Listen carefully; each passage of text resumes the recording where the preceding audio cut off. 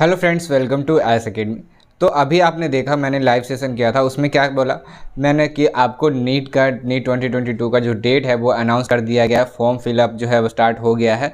तो अब आपके पास कितना टाइम बच रहा है? आपका नीट का एग्ज़ाम जो है वो 17 जुलाई को रखा गया है।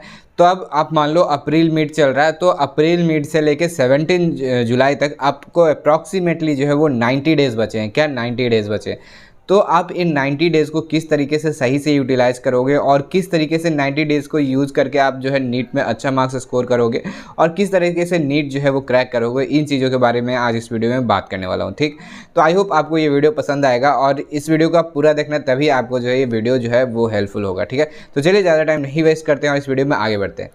तो देखिए, अब एग्ज़ाम में मात्र 90 डेज़ बचे हैं। तो यहाँ पर सबसे पहला क्वेश्चन ये आता है कि हमें स्टडी आवर्स जो है वो कितना रखना चाहिए, जिससे कि हमारा प्रिपरेशन जो है वो सही हो और हमें सफिशिएंट टाइम मिले पूरे सिलेबस को सही तरीके से पढ़ने का।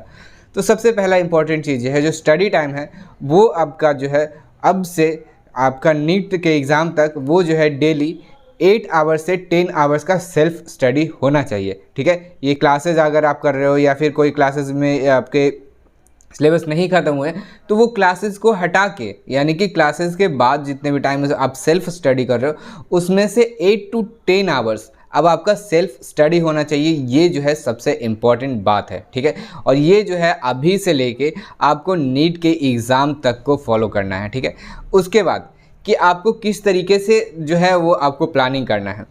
तो देखिए, प्लानिंग इस तरीके से करना है कि आपको डेली का प्लानिंग चल करके रख लेना है। अभी से आप 2 मंथ का जो है रिवीजन का प्लानिंग रख लो, एक लास्ट मंथ वो आपका अलग टाइप का रिवीजन होगा। अभी 2 मंथ का रिवीजन का प्लानिंग लेके चलना है आपको। ठीक है, सिर्फ 2 मंथ का, और आपको पूरा सिलेबस 2 मंथ में डिवाइड कर लेना है। और अब आपको सिर्फ रिवीजन, जितना फास्टली रिवीजन हो सके, जितना बार रिवीजन हो सके उतना बार आपको रिवीजन करना है। ठीक है, तो ये तो हो गया आपको किस तरीके से रिवाइज करना है वो।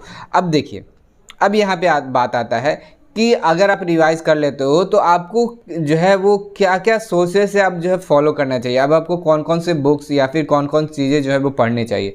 तो मैं आपको बायोलॉजी की बात करूँ तो सबसे पहले बायोलॉजी में आपको कुछ नहीं करना है, सिर्फ और सिर्फ एक बुक फॉलो करना है और एक क्वेश्चन की बुक फॉलो करना है, और कुछ भी फॉलो नहीं करना है। कौन सा बुक फॉलो करना है? वो है NCERT। क्या? NCERT।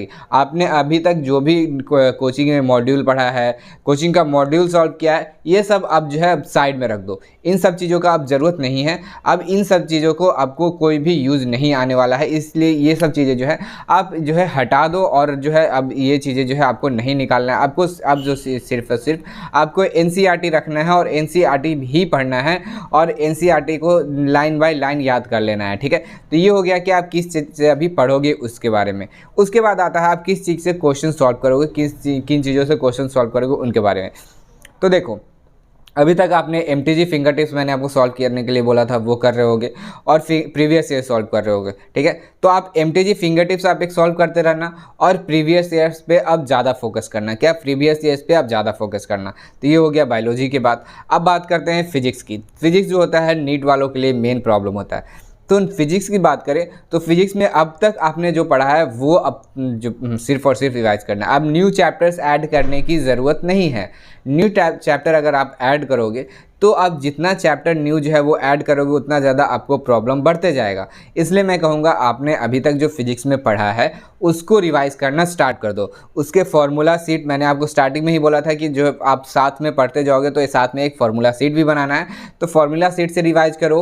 आप लेक्चर देख कर वन शॉट का लेक्चर जो आता है यूट्यूब पे वो भी देख सकते हो। बहुत अच्छे अच्छे लेक्चर्स यूट्यूब पे डले हैं, वो आप देख सकते हो। ठीक है, इस तरीके से रिवीजन करना स्टार्ट करो और सिर्फ फिजिक्स में एक ही क्वेश्चन सॉल्व करो, वो है प्रीवियस ईयर्स क्वेश्चन। क्या? Previous years question. और भी आपको फिजिक्स में कोई भी क्वेश्चन सॉल्व करने की ज़रूरत नहीं है। क्या?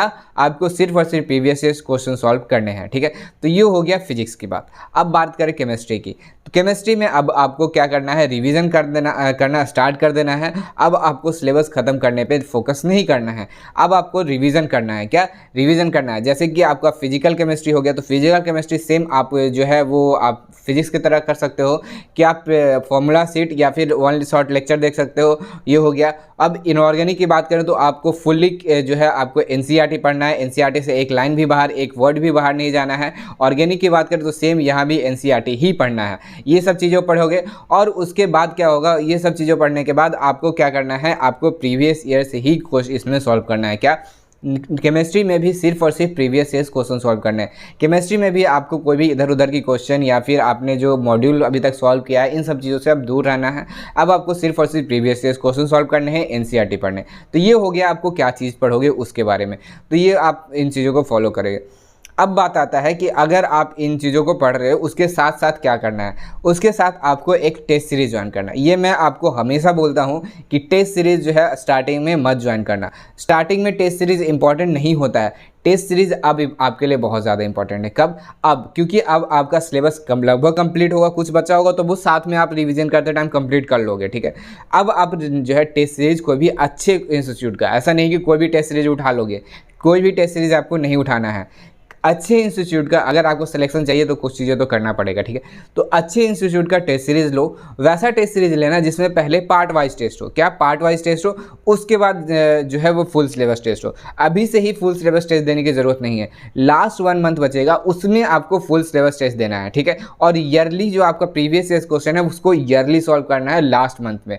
फिलहाल अभी 2 मंथ्स में क्या करना है, आपको पार्ट वाइज टेस्ट का सिलेबस, पार्ट वाइज जो टेस्ट होंगे उनको ज्वाइन कर लेना है और साथ साथ उनको देते जाना है। और टेस्ट देने के बाद सिर्फ आपको टेस्ट देने से मतलब नहीं होना चाहिए। जब आप टेस्ट देते हो उसके बाद, जब आप टेस्ट दे लेने के बाद उसको इवैल्यूएट भी करना है कि जिस टॉपिक का टेस्ट आपने दिया उसमें आपको क्या वीकनेस है और आपको क्या काम करने का ज़रूरत है। आप उसी टाइम उस वीकनेस को कंप्लीट कर लो। आपको ज़्यादा, आप जो है उसको ज़्यादा टाइम तक मत छोड़ो। जिस टाइम आपने जिस वीकनेस को देखा उसी टाइम उस वीकनेस को कंप्लीट कर लो। तो ये चीज़ें आपको करना है। तो सबसे इम्पॉर्टेंट इसमें आपका चीज़ क्या आ गया कि आपको अभी से फ़िलहाल जो है वो मिनिमम 8 to 10 आवर्स का सेल्फ स्टडी करना ही करना है। क्या? मिनिमम 8 to 10 आवर्स का सेल्फ स्टडी करना ही करना है। इससे कम आपका करते हो तो ये आपके लिए अभी फ़िलहाल जो है वो सही नहीं होगा। तो ये हो गया ये। और उसके बाद आप टेस्ट सीरीज ज्वाइन कर लोगे। टेस्ट सीरीज ज्वाइन करने के बाद उस टेस्ट पेपर को आप इवैल्यूएट करोगे। और किस तरीके का टेस्ट सीरीज ज्वाइन करोगे? आप पार्ट वाइज का टेस्ट सीरीज जो है वो ज्वाइन करोगे, ठीक है। तो ये हो गया। और आपको अभी से फोकस रहना है। क्या? फोकस रहना है, क्योंकि देखिए बहुत सारे बच्चों का क्या होता है, वो पढ़ाई तो बहुत अच्छा करते हैं, बस लास्ट मंथ में जो है उनका पढ़ाई गड़बड़ हो जाता है। क्यों? क्योंकि वो फोकस नहीं कर पाते हैं। क्योंकि देखिए लास्ट मंथ का फोकस जो है वो बहुत ज़्यादा इंपॉर्टेंट होता है। ये जो अभी चलेगा टाइम, ये आपके प्रिपरेशन का मोस्ट क्रूशियल टाइम है, मोस्ट क्रूशियल टाइम है, ठीक है। तो आप सही तरीके से अभी अगर फोकस रहते हो, अभी आपके लाइफ में कुछ भी चल रहा हो, अगर आपका कोई किसी के ब्रदर का शादी है, किसी का सिस्टर का शादी है, किसी की फैमिली में शादी है या फिर कोई पार्टी है, तो इन सब चीज़ों को अभी आप अवॉइड करो। आपको इन सब चीज़ों से अभी फ़िलहाल तो दूर रहना है। आपको इन सब चीज़ों में एकदम भी टाइम वेस्ट नहीं करना है। आपके पास 90 डेज़ बचा है, तो ये 90 डेज़ आप अपने नीट के लिए ही दोगे। इस 90 डेज़ को आपको कोई भी इधर उधर के चीज़ों में नहीं डालना है, ठीक है। तो ये 90 डेज़ जो है वो आपके लिए बहुत इंपॉर्टेंट होने वाला है। तो आई होप आप इन 90 डेज़ में अपना जी जान लगा दोगे पूरा और अच्छे तरीके से जो है वो तैयारी करोगे। तो यहाँ सबसे इंपॉर्टेंट चीज़ क्या आ गया कि अब आपको क्या है, मिनिमम 8 to 10 आवर्स का सेल्फ स्टडी चाहिए ही चाहिए। उसके बाद आपको सिलेबस रिवाइज करना है, जितना से जितना ज़्यादा बार हो सके उससे वैसे रिवाइज करो।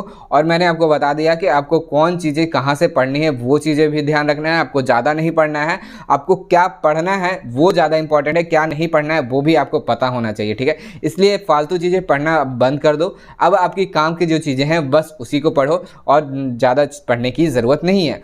उसके बाद आप टेस्ट सीरीज ज्वाइन कर लो और टेस्ट सीरीज को सीरियसली फॉलो करना। अब मजाक करने की टाइम नहीं बचा है। अब जो भी आप टेस्ट सीरीज ज्वाइन करते हो उसको सीरियसली अच्छे तरीके से जो है वो फॉलो करो। तो बस यही सारी चीज़ें अगर आप फॉलो करते हो तो डेफिनेटली आपका 90 डेज जो ये है अच्छे से यूटिलाइज करोगे और आप अच्छा मार्क्स स्कोर कर पाओगे, ठीक है। तो बस इस वीडियो में इतना ही था। आई होप आपको सारी चीज़ें समझ में आ गए हैं और आप इन चीज़ों को फॉलो करेंगे। और अगर आपको ये सारी चीज़ें समझ में आए तो इस वीडियो को लाइक करना, अपने सभी दोस्तों के साथ इस वीडियो को शेयर करो ताकि उनको भी इन सारे जो आप मैंने बताया सारी बातें, उनको भी ये सारी बातें पता चल सके, ठीक है। और अगर आप हमारे चैनल पर पहली बार आए हो तो हमारे चैनल को सब्सक्राइब जरूर करना, क्योंकि हम लोग ऐसे ही अमेजिंग कंटेंट्स आपके लिए लाते रहते हैं। और अगर आपको कोई भी दिक्कत है तो आप कमेंट करना, मैं उसका रिप्लाई 100% करूँगा, ठीक है। तो बस इस वीडियो में इतना ही रखते हैं, मिलेंगे अगले वीडियो में, तब तक के लिए थैंक्स फॉर वॉचिंग।